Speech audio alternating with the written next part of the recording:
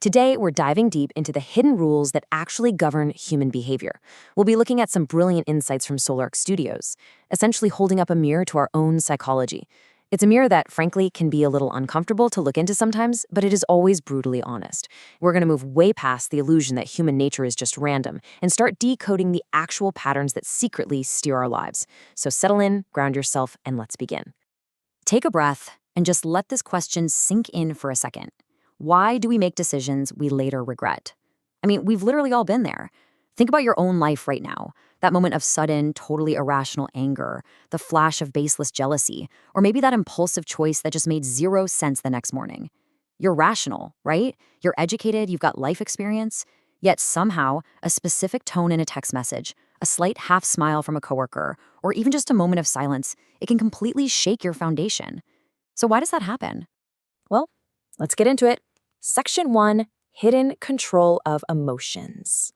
We absolutely love to think of ourselves as perfectly logical beings, totally in control of our faculties. But you know what? That is a fundamental illusion. Welcome to the law of irrationality. Now, being irrational doesn't mean you're crazy. It simply means that your feelings quietly take the steering wheel, and your logical brain, well, it just kind of becomes a passenger that invents reasons to justify the route you're already taking.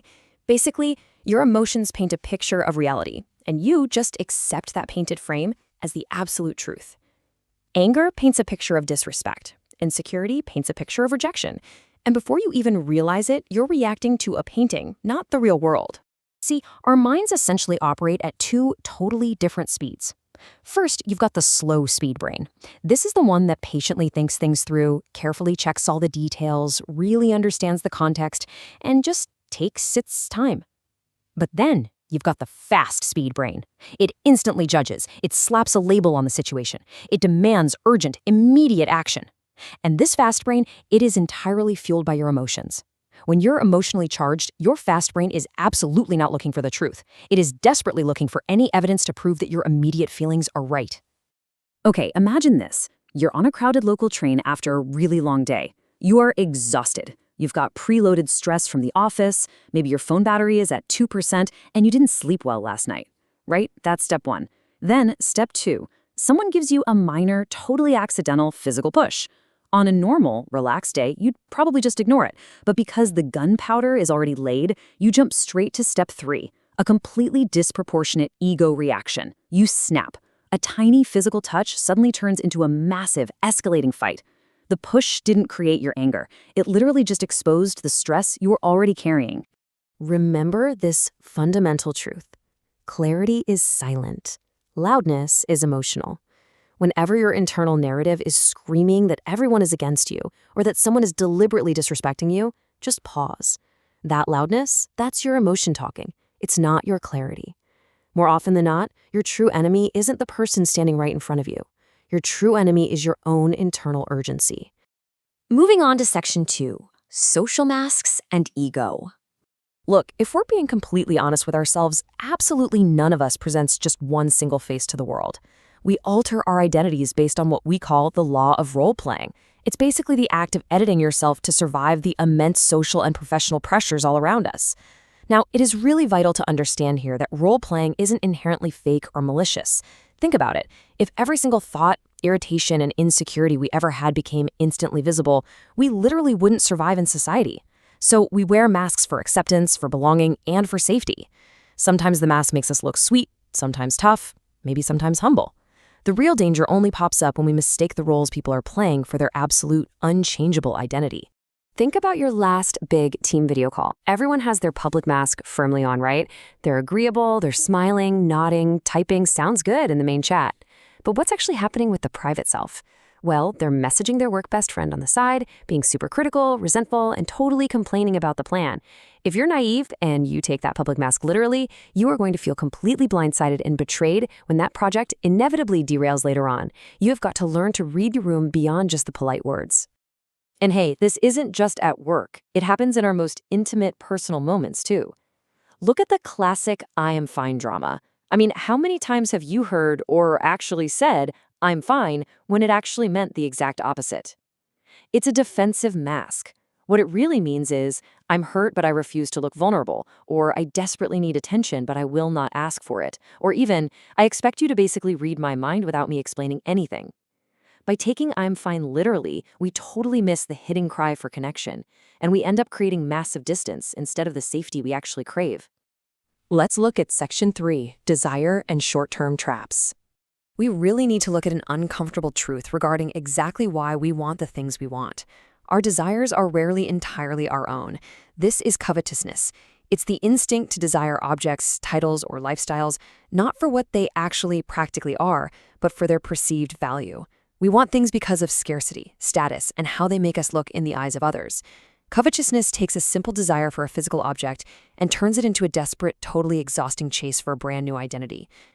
Let's walk through this incredibly common psychological trap. Picture this. You're walking through a mall, totally relaxed, just minding your own business. Step 1, you spot a limited drop, today only, sign outside a store. Suddenly, step 2 hits. Your heart rate increases. Scarcity has literally hijacked your nervous system. Step 3, you go in, you touch the item, and you immediately imagine a new, elevated identity for yourself. You think, if I have this, I'll be respected, I'll be noticed. And finally, step 4, you buy it out of pure urgency. 10 minutes ago, you didn't even know this object existed. Now, you feel like you literally can't live without it. Urgency created a completely false sense of importance.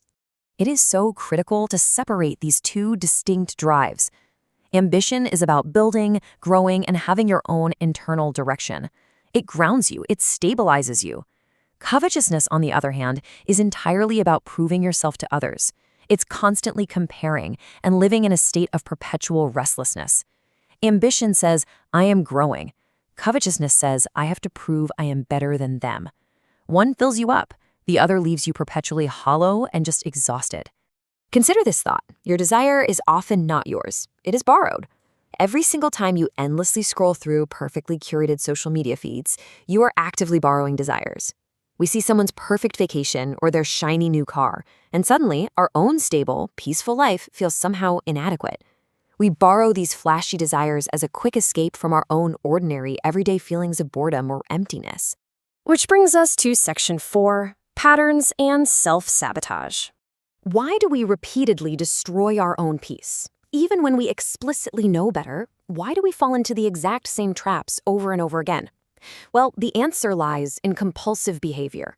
See, when pressure hits, our minds don't automatically look for the healthiest option.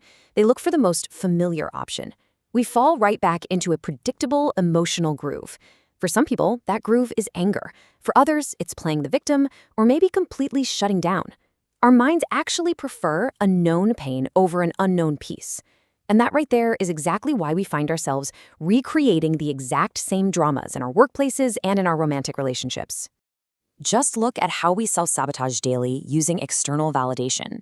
You post a photo, you wait 5 minutes, you check the likes, then you inevitably compare your numbers with someone else's, and finally you feel bitter and detached. By tying your self-worth to a public remote control, you are basically guaranteeing your own misery. Your mood is no longer yours, it belongs entirely to the algorithm.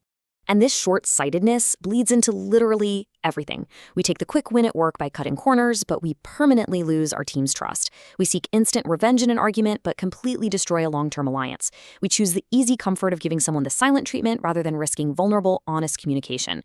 We trade our future physical health for the instant dopamine hit of late-night scrolling. It's just a chaotic loop of living entirely for immediate relief while silently bankrupting our own future. And that brings us to a heavy, truly undeniable truth. Character is not defined by our best moments. Honestly, anyone can be a saint on a good day. True character is defined by our repeated compromises. It is revealed by exactly where we naturally revert when the pressure is really on. Every time you compromise your long-term peace for a short-term ego hit, you are leaving a fingerprint of your true character. Which leads us to our final part. Section 5. Awareness is real power. The ultimate tool for liberation from all these psychological traps isn't about controlling other people. It's entirely about mastering yourself. As the rule goes, life's point isn't perfect control, it is presence. You cannot force the world, your colleagues, or your partner to perfectly bend to your ego's demands. Trying to seek perfect control only ever creates perfect anxiety. What you actually can control is your own reaction, your own breathing, your own ability to remain firmly rooted in the present moment rather than living in some defensive fantasy. So how do we actually implement this? Let's walk through this internal shift together. Step 1, feel the emotional trigger. Actually acknowledge the heat rising in your chest. Step 2, pause the urgency. Do not send that text. Do not make that sharp comment. Step 3, observe the pattern. Take a step back and realize, oh, my ego is just hungry for attention right now. And finally, step 4, choose freedom over ego. By simply observing your own reactivity without judging it, it naturally softens. You regain your power. I want to leave you with this final lingering thought from our explainer today. The next time you feel that intense, burning urge to fight, to flee, or to furiously prove that you are right, take a breath and ask yourself, are you truly reacting to reality, or are you just defending your mask?